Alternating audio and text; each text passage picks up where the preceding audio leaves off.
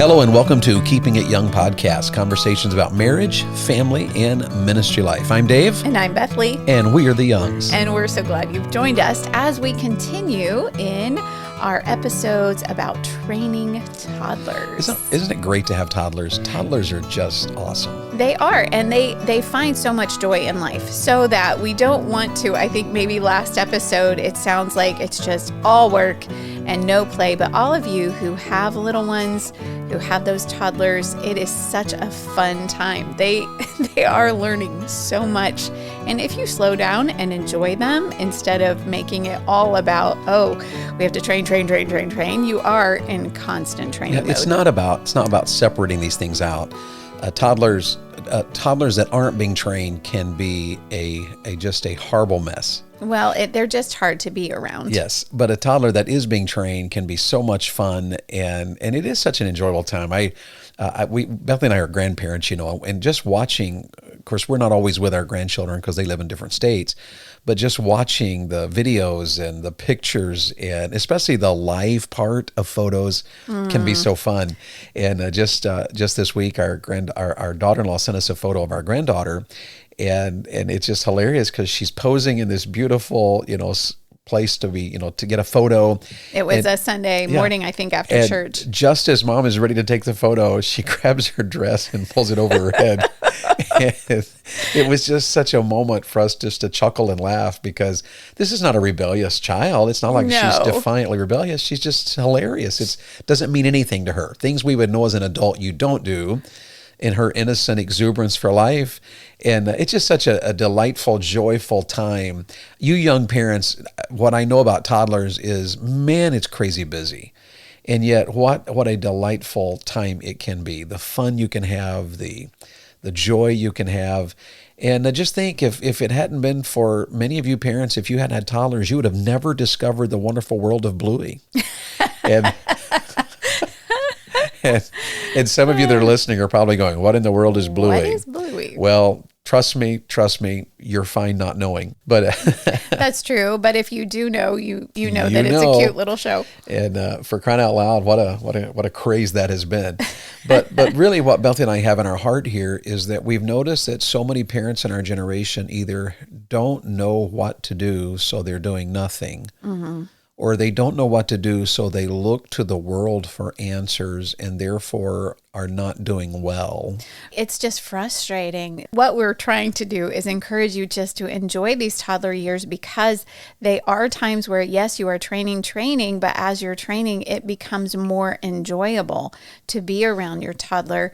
If you are not training, it gets more and more frustrating. Absolutely, it does. So these are just some practical tips to encourage you as parents. And the first one is, remember to prepare for the long haul, but get started. Mm-hmm. Begin right now training misbehavior, and begin right now directing their steps, and begin right now teaching them the Word of God. Begin right now pointing them to truth, and begin right now making sure that you are expecting that which is honoring to God and will prepare them to be successful in the coming years. So get started. And remember that it is important to correct every selfish and willful act, every rebellion, disobedient act, however you want to call that. Mm-hmm. One of the ways to examine that is just to continually be aware. Do you speak to your child? Do you have to repeat things? Do you have to continually distract them so that they don't misbehave? Do you have to, are you okay with them continually whining when they don't get their way?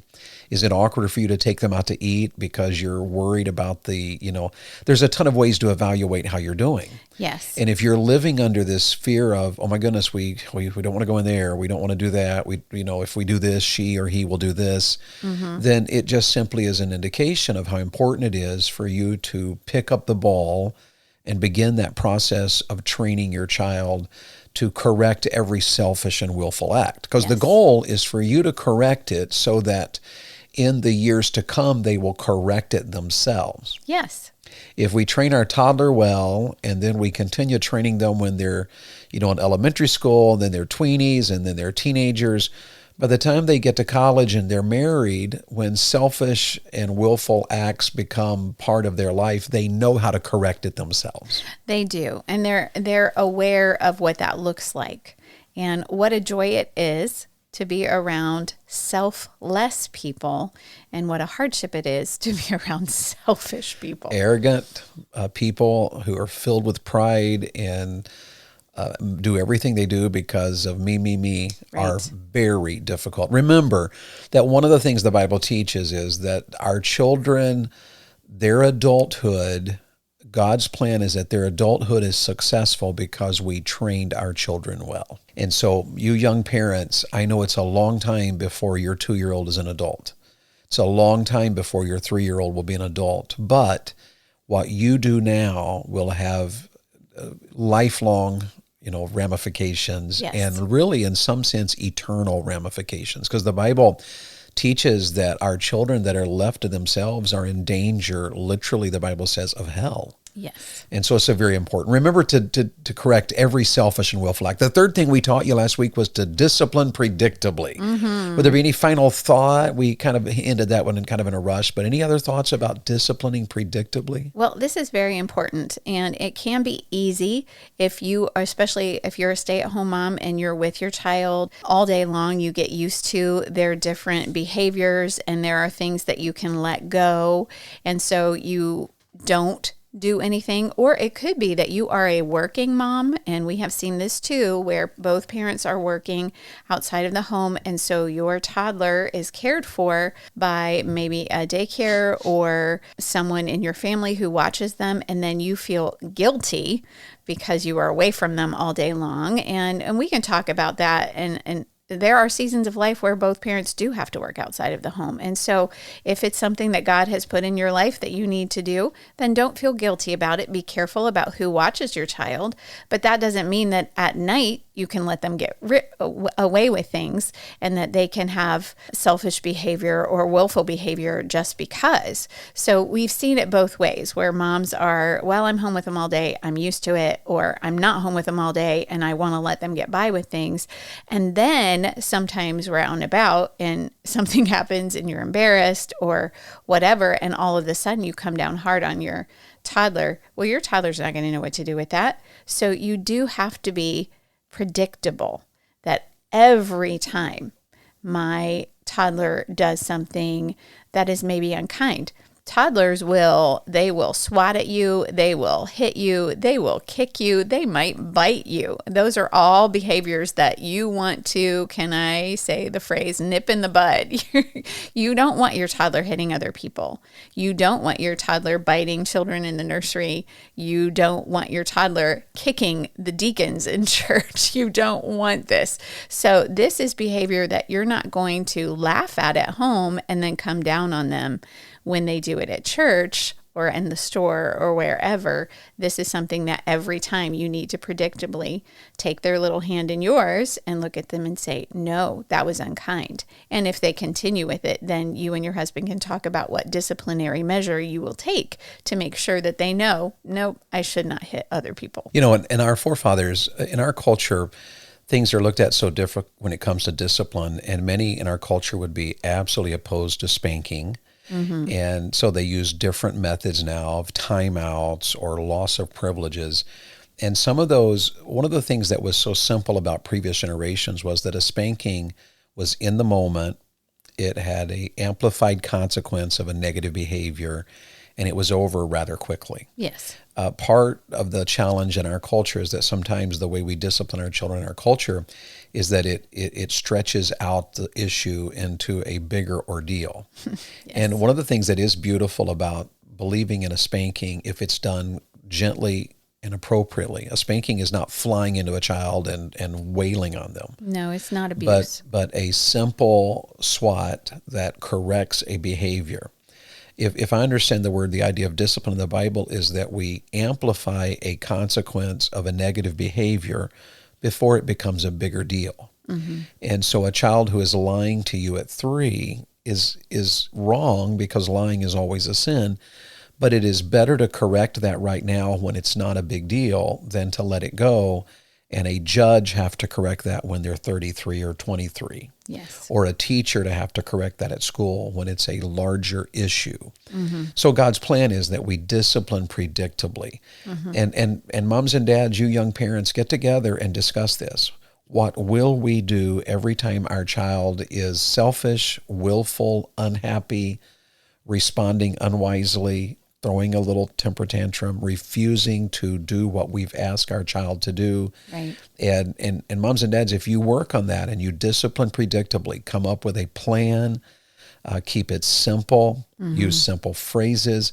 Disciplining predictably is one of the most important things we could teach you about raising toddlers. Yes. Right? Yes. And are you ready for the fourth one? Yes. What are some suggestions for training toddlers? Number 4, this is simple, but let's just say it. Insist on happy compliance. Happy compliance. One of the dangers that we fall into in our culture is that we're okay with a whiny teenager, a whiny toddler. Right. That just won't get happy. And we ask them to do something and they don't get their way, so it is a whiny, crying situation. Right. Or we tell them no and it's a whiny, crying response. Yes. And any time that happens, if your child is not happy when you correct them, then discipline is needed. Yes. If your child will not comply when you speak to them, discipline is needed. If you can't take them to an event or to a place or to a meal because they won't behave, discipline is needed. Now let me say something about the exception versus the norm, because sometimes it's an exception or a season. Yes. In the midst of training our toddlers, there were times when we're working on some particular behavior with one of our children that meant that for this season right now, we're going to limit. Yes. At this season right here, we're not going to take this child here because we are going to conquer this behavior so we can live our life normally. Yes. And you can do that for a season. And by a season, I'm talking, 1 or 2 weeks. Right. Maybe 3 weeks, maybe a month if it's a really difficult. Probably if you're going into a month with a situation that you can't get a child on the right path, my suggestion would be for you to reach out for godly counsel, not to the internet, not to Instagram, not to a peer, but to an older person who has trained a child well, and get some biblical counsel of of wisdom that comes with age and experience. And so that would be my suggestion about that. But exceptions happen. Yes. Even a child that is well behaved will at times fall apart when they shouldn't fall apart. Even a child that is well trained may throw a temper tantrum and catch you completely off guard. Those are the exceptions. And exceptions, we give great grace for exceptions, but when they become the norm, to where the norm of your life is you just expect that your child's going to whine when you tell your child no.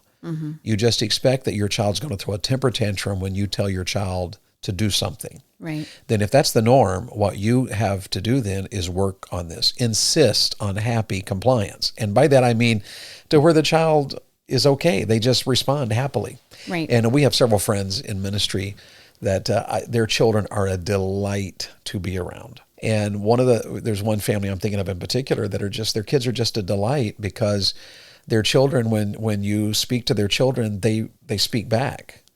When mom or dad speaks to a child to correct them, they don't raise their voice, they don't get angry, there's not a battle. Dad and mom predictably say what needs to be said, and the child automatically have been, by their training, then they automatically respond in the way that they're supposed to. And what a delight that is. The Bible says if we correct our child, they bring delight to our soul. And you can really see that in the toddler years. And we even have some friends that live here in town where we live that, this is kind of a self-promotion, I guess, but they have begun listening to the Keeping It Young, and they took some things to heart and began training their little one. And several times I've heard people comment on how well-behaved their 2-year-old is. And how that 2-year-old, they speak calmly and the 2-year-old responds, appropriately. And it really is that this couple who really didn't know what they were doing, but did get wisdom and counsel and advice from their favorite podcast. it was a delight to us to see that it works. It just works. So give some advice from your perspective about insisting on happy compliance. Well, first of all, parents, you should probably consider that this is a serious issue. In our culture, it is not seen as important that a child be happy or happily comply, because after all, they're only letting you know how they really feel about it. But we also live in a culture with a whole bunch of adults who are not well adjusted to life, who cannot handle the seasons of life that come and go, the hardships of life that come and go. And we all know someone who just can't handle it. And we do live in a culture that sadly where adults will act out. They will get aggressive. They will say things they shouldn't say. They might even have a full out adult tantrum or meltdown in a store. Maybe you've been there, where they're taking a store manager to task over something and they're saying things they shouldn't say and they're getting upset, and the manager has to call security on them because they are getting aggressive. Now, you might think, well, my child would never do that. Consider down the road where your child could be if they do not learn early in life how to handle things that they don't like. So happy compliance is important. So first of all, solidify that in your heart and mind, parent, that it's important that they learn to be okay with things. It's not that your child is never going to get tired, is never going to get hungry. Those are things that you can take care of practically, and you should, as a parent, recognize. Oh, you know what? It's been a while. I'm sure you're very hungry, or you're thirsty, or you just need to cuddle with mom and let's read a book together, and maybe it's time for a nap. So yes, take care of those practical things, but in your child training, also train them to just accept what you say. Because if they have a meltdown all of the time, they're not going to be happy children. You're not going to have a happy environment. And you're not also going to be keeping them from things. Like if they have to have a meltdown every time and they're in danger, let's say, I don't want you to cross the street by yourself. That's a very dangerous thing. They should not do that. If that's a battle, they could be putting themselves in danger while you're trying to talk them into, please don't do this, please don't do this, please don't go out in the street. And then eventually you're just going to have to go get them and drag them back in. Why would you do that? Why not just train your child? No, stop right there. Look at mom. Do not go there. And your child be able to happily toddle back to you instead of toddling into the street. And that is certainly God's plan. It's so, Bethley's so right there. Identify the issue and then expect it. I said insist on it, but expect happy compliance and believe in it. Believe that your child can comply happily. Yes. And it won't happen automatically, but if you expect it, and you know what you're looking for and you're training it, then your toddler can absolutely respond and be a joy to be around. And I will tell you, moms and dads, if you train your toddler well, it makes your life easier. Oh, so much. Because then you can take your toddler to any restaurant. You can go to any store, and your child, then people, when your child leaves, people comment for days about that child was so well behaved and so Right. mannerly. Mm-hmm. And wow, did you see that young couple? What an amazing job they're doing with that toddler. That is God's plan. And it's never easy. It doesn't just happen, but it is so worth it. And we're not talking about having little robots either. It's not that your child does not have emotions, does not need to express things. Like sometimes you think your child's just being whiny, and you find out that the pull-up that they have on is on inside out, or something's poking them in their car seat or whatever. And you're saying, no, you need to get happy. Well, investigate things. Your child can let you know if something's going on. So you're not looking for a little robot that doesn't express emotion at all. What you are trying to do, though, is develop in their heart a willingness to comply with leadership in their life, so that they listen to your voice and they can trust you and they know you love them and you're getting them on the right track. And so they're going to follow you. And eventually that heart will develop into a young person who is willingly following the Lord instead of someone who is constantly saying, Lord, why are you asking this of me? Lord, why would you do this to me? And a person who then has a bitter heart, an angry heart. One of the things I remember in the Bible is that when Jacob and Esau were separated, and Jacob took his family and flocks, and he began heading back home to Bethel, I think it was. Mm-hmm. As he began heading back home, Esau came to meet him, and of course it's a very complicated story or involved story, but Esau forgave his brother Jacob for wrong he had done, and then Esau says to his brother, come on, let's get moving. And Esau said, well, you go ahead, but I'm going to come softly because of all the little ones that I have in the family. Right. Jacob said that. Yeah, Jacob said that. And what a reminder it is that we are to be aware of their needs. A toddler that's tired, a toddler where, we have drugged them all over for days on end. One of the questions I was asked recently by a young evangelist, it was a ministry question, was, did you just schedule nights off for your children so that they didn't have to go to church every night? And in the early days of our ministry, we did Sunday through Friday revivals. Every night we had a meeting. Mm-hmm. And the advice I gave to him was advice that was given to me by a godly brother.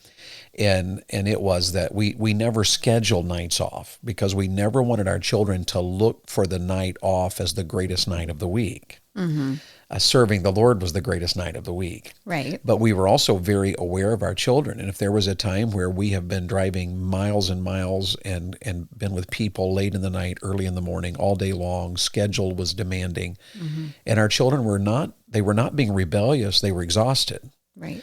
They were not being rebellious, they were just weary. Mm-hmm. Then we knew that we owed it to them to slow down. Yes. So there'd be nights like that where I would say to Bethany, hey, tonight, let the kids stay home, put in some movie for them, a little something, read them a book, get them to bed early. Let's get our children a really good night's rest tonight. Yes. And I never apologize for saying to, a church family, Bethany and the kids stayed in the RV tonight because our children are exhausted and they needed rest tonight. Yes. And so it is true, you can be wise about all of this, but if you're not getting started right now training them, then it's time to pick it up. And if you're not working to correct selfish, willful acts, it's time to pick it up. If you're not disciplining predictably, you need to talk that through and work on that. Mm-hmm. And if you're not insisting and expecting happy compliance, then that's something to work on. One more thing, and our time will be gone. Speak softly, directly, specifically, and only once. And here's the fifth suggestion we would give you. Speak softly, directly, specifically, and only once. Yes. In other words, don't reason with a toddler. No. Just teach them to comply. Yes. Just don't reason. Just teach them to comply. And if you practice replacement parenting, you're not teaching them to have self-denial and self-control. A lot of parents, try to distract them. Yes. Maybe the child has your keys and you're wanting your keys, but if you take your keys from that child, it's going to be a meltdown fight. Well, then what they try to do is replace it with something else. But what an opportunity there to teach your child, you can't have your way. Those are my keys. Mm-hmm. And to teach your child, give the keys to mom, give the keys to daddy. And taking advantage of those opportunities to train is essential. And you just speak softly. Our friend, Evangelist Brent Gellis, I always enjoy watching him with his children because one of the things I've noticed that he will do if a child is misbehaving is he doesn't draw attention to the child, but many times he very calmly will get on the child's level, either pick the child up to where he's looking at the child eyeball to eyeball or get down on a knee and look at the child. And I've always respected the fact that when he speaks softly and directly and specifically, it's obvious he's been training the children because then they look at their daddy and they respond in kind. So this is a very important part of training a toddler. Well, and it shows that the whole gentle parenting approach is to reason with your child. And it takes so much time. And sometimes just ends up, a lot of times from what I have seen, ends up with both the child and the parent very frustrated, and you haven't accomplished anything because the child doesn't want to be reasoned with. They have no idea really what you're saying to them. They're not an adult. They're not going to reason through it the same way you are. And so both of you just end up frustrated. But truly, a biblical approach to parenting is gentle. It is speaking softly to your child. It is lovingly, yea, verily, affectionately getting your child's attention, whether you pick them up or you get down on the knee and you hold them by their shoulders, or you take their little face in your hands gently and you speak softly to them and you say, Mama said.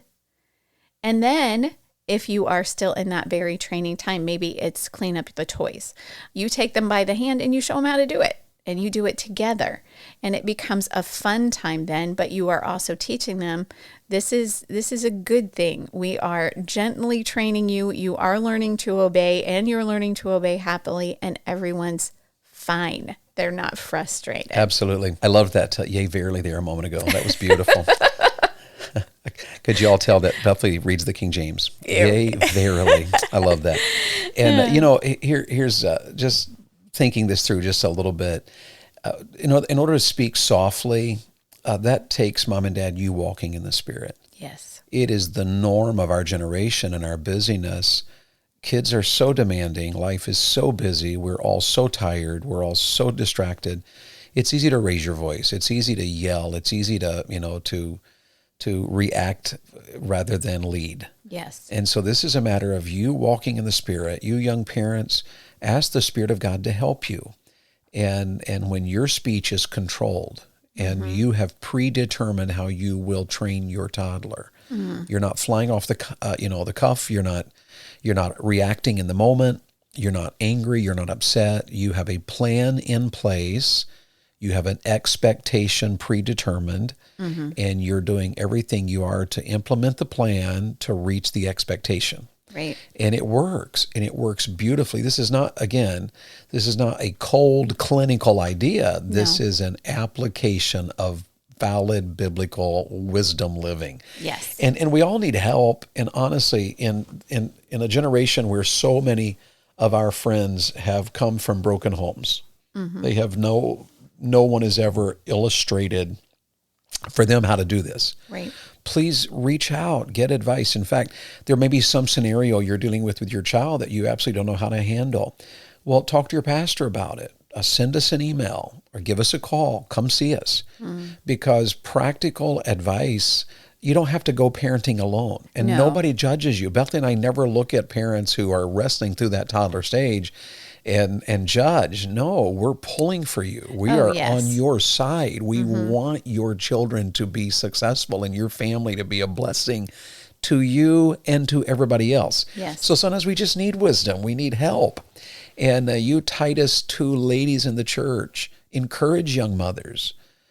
Don't criticize them. Don't gossip about them. Spend time with them and teach them. You dads, if you see a father who's really struggling with his emotions and he yells at his kids and he gets uptight, maybe it's time to have coffee with him. We are in the church to provoke one another to love and good works. Yes. And that is part of our demand. It's our mandate. It's part of our calling as a church body.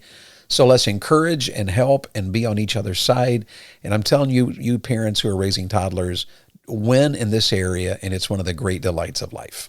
Well, and I mean that. I honestly, to take some training suggestions, you might listen to these last 2 episodes and think to yourself, well, I would not do this or this, but get in the Word of God, see what the Word of God says, read the book of Proverbs that we just went through.